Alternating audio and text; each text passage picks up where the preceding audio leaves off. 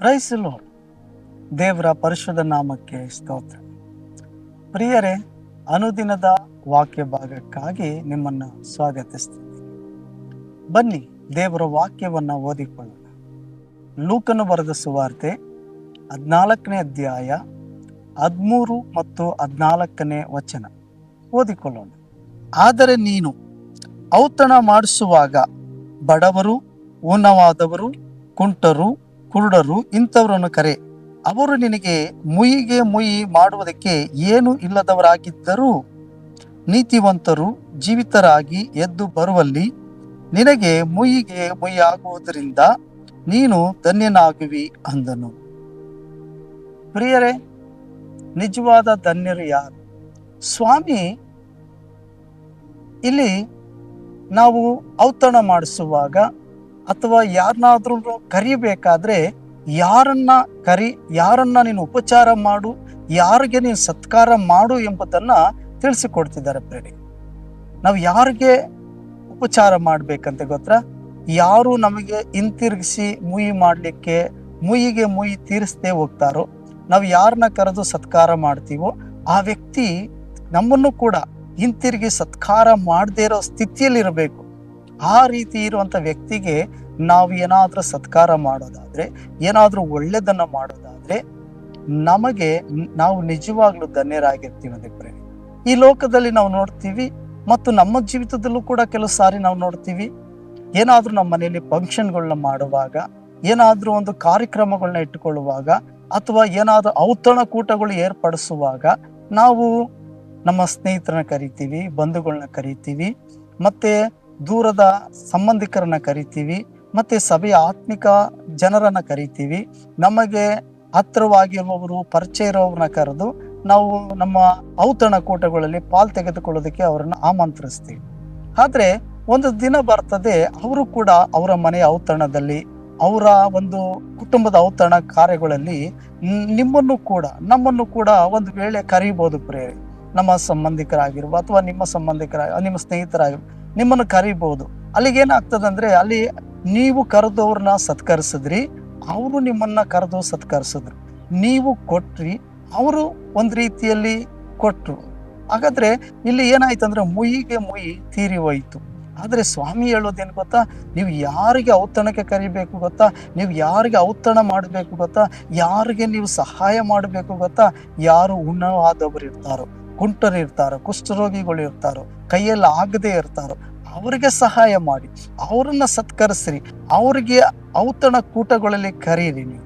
ಯಾಕೆಂದ್ರೆ ಅವರು ನಿಮಗೆ ಮುಯಿಗೆ ಮುಯಿ ತೀರಿಸ್ಲಿಕ್ಕೆ ಖಂಡಿತ ಸಾಧ್ಯವಿಲ್ಲ. ಯಾಕಂದ್ರೆ ಅವರು ಕುಟುಂಬಗಳಲ್ಲಿ, ಅವರ ಜೀವಿತಗಳಲ್ಲಿ ಏನೋ ಒಂದು ಶುಭ ಕಾರ್ಯಗಳು ಆಯ್ತಿದೆ, ಬನ್ನಿ, ಅವತ್ತು ನೀವು ನನ್ನನ್ನ ಸತ್ಕರಿಸಿದ್ರಿ, ಅವತ್ತು ನನ್ನನ್ನ ಆಧರಿಸಿದ್ದೀರಿ, ಅವತ್ತು ನಮಗೆ ಸಹಾಯ ಮಾಡಿದ್ದೀರಿ ಎಂಬುದಾಗಿ ನಿಮ್ಮನ್ನು ಅಥವಾ ನಮ್ಮನ್ನು ಹುಡಿಕೊಂಡು ಬಂದವರು ಯಾವುದೇ ಸಹಾಯ ಮಾಡಲ್ಲ, ಯಾವುದೇ ನಮಗೆ ಇನ್ವಿಟೇಷನ್ ಕೊಡಲ್ಲ, ಯಾವುದೇ ಅವರ ಔತಣ ಕೂಟಗಳಿಗೆ ನಮ್ಮನ್ನ ಕರೆಯಲ್ಲ, ಆಮಂತ್ರಿಸಲ್ಲ. ಆದ್ರಿಂದ ನಾವು ಅವ್ರನ್ನ ಕರೆದು ಸತ್ಕರಿಸುವಾಗ, ಅವ್ರಿಗೆ ಸಹಾಯ ಮಾಡುವಾಗ, ಅವರಿಗೆ ನಾವು ಔತಣಕ್ಕೆ ಕರೆಯುವಾಗ, ಪ್ರಿಯರೇ, ಅದು ದೇವರ ದೃಷ್ಟಿಯಲ್ಲಿ ಮೆಚ್ಚುಗೆ ಆಗಿರುತ್ತದೆ. ಆದ್ರಿಂದ ಆ ಜನರು ನಮಗೆ ಮುಯಿಗೆ ಮುಯಿ ತೀರಿಸದೆ ಹೋಗುವುದರಿಂದ ಪರಲೋಕದಲ್ಲಿ ನಿಮಗೆ ನನಗೆ ಹೆಚ್ಚಿನ ಬಹುಮಾನ ಇರ್ತದೆ. ಯಾಕಂದ್ರೆ ಈ ಲೋಕದಲ್ಲಿ ಏನೇ ಮಾಡಿದ್ರು ಮನುಷ್ಯನು ತೋರಿಸ್ಕೊಳ್ಳೋಕೋಸ್ಕರನೇ ಮಾಡ್ತಾನೆ, ಹೌದಲ್ವಾ? ಏನೇ ಆದ್ರೂ ಕೂಡ ತನಗೆ ಇಷ್ಟವಾದವ್ರನ್ನ ಕರೀತಾನೆ, ತನ್ನ ಪ್ರಿಯರಾದವ್ರ ಕರೀತಾನೆ, ತನ್ನ ಯೋಗ್ಯತೆಗೆ ತಕ್ಕಂಥವ್ರನ್ನ ಕರೀತಾನೆ, ಮತ್ತೆ ಅವರಿಗೆ ಅನುಕೂಲವಾದಂಥ ವ್ಯಕ್ತಿಯನ್ನ ಕರೀತಾನೆ. ಮತ್ತೆ ಕೆಲವರು ಏನ್ ಮಾಡ್ತಾರಂತಂದ್ರೆ, ಅವರ ಒಂದು ಸರಿಸಾಟಿ ಅಂದ್ರೆ ಅವರ ಒಂದು ಸಂಪತ್ತಿಗೆ, ಅವ್ರಿಗಿರುವಂತ ಆಸ್ತಿಗೆ ಸರಿ ಸಮಾನನಾಗಿರೋ ವ್ಯಕ್ತಿಗಳನ್ನ ಆಮಂತ್ರಿಸ್ತಾರೆ. ಆದ್ರಿಂದ ಪ್ರಿಯರೇ, ಅವರೆಲ್ಲರೂ ಕೂಡ ಧನ್ಯರಾಗ್ಲಿಕ್ಕೆ ಸಾಧ್ಯವಿಲ್ಲ. ಆದ್ರೆ ಸ್ವಾಮಿ ಹೇಳೋದೇನಂದ್ರೆ, ಕೈ ಬಿಡಲ್ಪಟ್ಟವರು, ನಿರಾಶ್ರಿತರು, ದರಿದ್ರದವರು, ಯಾರು ಕೂಡ ಜನರ ದೃಷ್ಟಿಯಲ್ಲಿ ದರಿದ್ರರಾಗಿ ಅಥವಾ ಕೈ ಬಿಡಲ್ಪಟ್ಟವರಾಗಿ, ಈ ಊನವಾದವರಾಗಿ, ಗತಿಯಿಲ್ಲದವರಾಗಿರ್ತಾರೋ ಅವ್ರನ್ನ ನೀವು ಆಮಂತ್ರಿಸಿರಿ, ಅವ್ರಿಗೆ ನೀವು ಕರೀರಿ, ಅವ್ರಿಗೆ ನೀವು ಕೊಡ್ರಿ. ಆದ್ರಿಂದ ಅವರು ಮುಯಿಗೆ ಮುಯಿ ತೀರಿಸುವುದಿಲ್ಲ. ಆದ್ರಿಂದ ನಿಮ್ಗೆ ಪರಲೋಕದಲ್ಲಿ ಗಂಟಿರುವುದು, ಪರಲೋಕದಲ್ಲಿ ನೀವು ಆಶೀರ್ವಾದವನ್ನ ಹೆಚ್ಚು ಮಾಡಿಕೊಳ್ತೀರಿ ಎಂಬುದಾಗಿ ಸ್ವಾಮಿ ಹೇಳ್ತಿದ್ದಾರೆ. ಹಾಗಾದ್ರೆ ನಮ್ಮ ಜೀವಿತದಲ್ಲಿ ಇವೆಲ್ಲ ಮರ್ತೇ ಬಿಡ್ತೀವಿ ಪ್ರೇರೆ. ಆದ್ರಿಂದ ನಾವೇನ್ ಮಾಡ್ತೀವಿ? ಮನುಷ್ಯನ ಮುಖವನ್ನ ನೋಡಿ ಅಳತೆ ಮಾಡ್ತೀವಿ, ಅವನ ವಸ್ತ್ರವನ್ನ ನೋಡಿ ಅಳತೆ ಮಾಡ್ತೀವಿ. ಆದ್ರಿಂದ ಈ ವ್ಯಕ್ತಿನ ನಾವು ಕರೆಯೋದ್ರಿಂದ ಈ ಆಮಂತ್ರದಲ್ಲಿ ನಮಗೂ ಅವ್ರಿಗೊಂದು ಸ್ನೇಹ ಬೆಳೀತದೆ. ಮತ್ತೆ ಏನಾದ್ರೂ ನಮಗೂ ಕಷ್ಟ ಬರುವಾಗ, ನಮ್ಗೇನಾರ ಒಂದು ಸಹಾಯ ಬೇಕಾದಾಗ, ಏನಾರ ಅವಶ್ಯಕತೆ ಇದ್ದಾಗ ಅವನ ಬಳಿಗೆ ಹೋದ್ರೆ ಖಂಡಿತ ಅವನ್ ಏನ್ ಮಾಡ್ತಾನೆ, ನಮ್ಗೆ ಸಹಾಯ ಮಾಡ್ಬೋದೇನೋ. ಅಥವಾ ನಾವು ಅವ್ರಿಗೆ ಸಹಾಯ ಮಾಡಿದ್ರೆ ಅವರು ಕೂಡ ನಮ್ಗೆ ಸಹಾಯ ಮಾಡೇ ಮಾಡ್ತಾನೆ ಅಂತೇಳಿ ಮನುಷ್ಯನ ಮೇಲೆ ನಾವೇನ್ ಮಾಡ್ತೀವಿ, ನಂಬಿಕೆ ಇಟ್ಟು ಅವ್ರನ್ನ ಆಮಂತ್ರಿಸ್ತೀವಿ, ಸಹಾಯ ಮಾಡ್ತೀವಿ, ಆ ವ್ಯಕ್ತಿ ಜೊತೆ ಒಡನಾಟ ಇಟ್ಟುಕೊಳ್ತೀವಿ, ಪ್ರೀತಿ ಅನುನಯತೆಯಲ್ಲಿ ಇರ್ತೀವಿ. ಆದ್ರಿಂದ ಇದೆಲ್ಲವೂ ಕೂಡ ದೇವರ ದೃಷ್ಟಿಯಲ್ಲಿ ಯೋಗ್ಯವಾಗಿರುವುದಿಲ್ಲ. ಇದೆಲ್ಲ ಈ ಕಾರ್ಯ ಮಾಡೋದ್ರಿಂದ ನಾವು ನಿಜವಾದ ಧನ್ಯರು ಕೂಡ ಆಗಲ್ಲ. ಆದ್ರೆ ನಾವೇನ್ಕೊಳ್ತೀವಿ, ಇದೆಲ್ಲ ಮಾಡೋದ್ರಿಂದ ಧನ್ಯರಾಗಿರ್ತೀವಿ ಅಂತ. ಪ್ರಿಯರೇ, ಸ್ವಾಮಿ ಹೇಳುವಂತ ಮಾತನ್ನ ಗಮನಿಸ್ರಿ. ಯಾರು ಗುಣವಾದವರು, ಗತಿಯಿಲ್ಲದವರು ಇರ್ತಾರೋ ಅವರನ್ನ ನೀವು ಸತ್ಕರಿಸ್ರಿ, ಅವರಿಗೆ ಕೊಡ್ರಿ, ಅವ್ರನ್ನ ಪ್ರೀತಿ ತೋರಿಸ್ರಿ. ಆದ್ರಿಂದ ನೀತಿವಂತನು ಪರಲೋಕದಲ್ಲಿ ಬಹುಮಾನವನ್ನ ಹೊಂದುತ್ತಾನೆ. ಹಾಗಾದ್ರೆ ನೀವು ಯಾರನ್ನ ಆಮಂತ್ರಿಸಿ ಕರೀತಾ ಇದ್ದೀರಿ, ಯಾರಿಗೆ ನೀವು ಉಪಚಾರ ಮಾಡ್ತಿದ್ದೀರಿ, ಸ್ವಲ್ಪ ಆಲೋಚಿಸಿ. ಮುಯಿಗೆ ಮುಯಿ ತೀರಿಸುವವರು ಅಥವಾ ಮುಯಿಗೆ ಮುಯಿ ತೀರ್ಸಕ್ಕಾಗದಿದ್ದವರಿಗೆ ನಿಮ್ಮ ಜೀವಿತದಲ್ಲಿ ಹೆಚ್ಚಿನ ಸಹಾಯವನ್ನು ನೀವು ಮಾಡಿದ್ದೀರಿ. ಹಾಗಾದ್ರೆ ನಿಮ್ಮ ಗಂಟು ಎಲ್ಲಿ ಮಾಡಿಟ್ಟುಕೊಳ್ತಾ ಇದ್ದೀರಿ?